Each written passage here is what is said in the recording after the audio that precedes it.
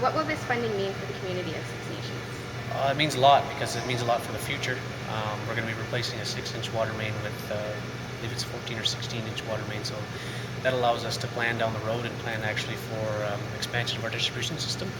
So that would service the most southern parts of the First Nations. So it'd be big to the community because I know a lot of people now, they go in, they're either serviced by well water, but they go get their cistern filled up and they got to take that time away from their families and their day in order to just to get to a source of potable water.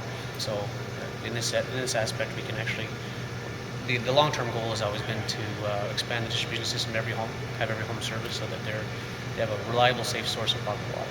Great. And what future plans does the Six Nations Elected Council and Public Works have for the community water distribution system?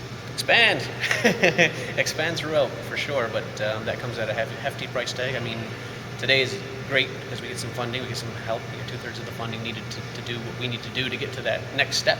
But that next step entails about $150 million as an estimated cost for actually expanding throughout. So, I mean, well, hopefully we'll all be here working towards that goal, and hopefully I can see it in my lifetime.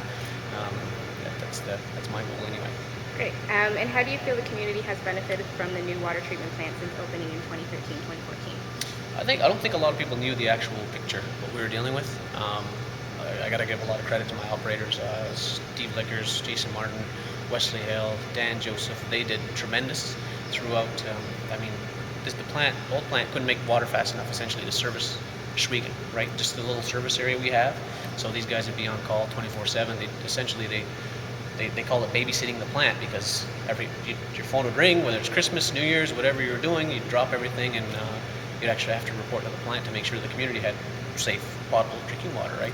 So I mean that's not some place that we wanted to be for sure. That's a risk. That's a lot of risk in terms of fire protection and anything as far as providing a sufficient supply of potable water. But this new plant has opened up a lot of doors for us as far as being able to make water that we used to make in a day in 2 hours. So these guys are very happy with the new plant.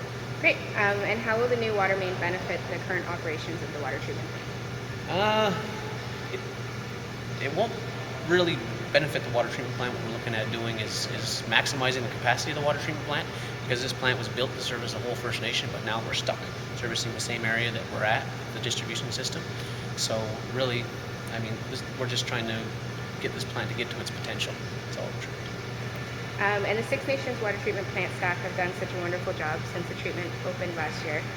Is there any council staff you'd like to thank for their contributions to the project? It'd be everybody. I mean, I don't think people really realize exactly what goes into an application like this. Like myself, I worked on the application. I'm constantly trying to chase money down, like major capital dollars, to do what we need to do. But I mean, working with, there's 700 people, the majority of which are from here or born here or live here.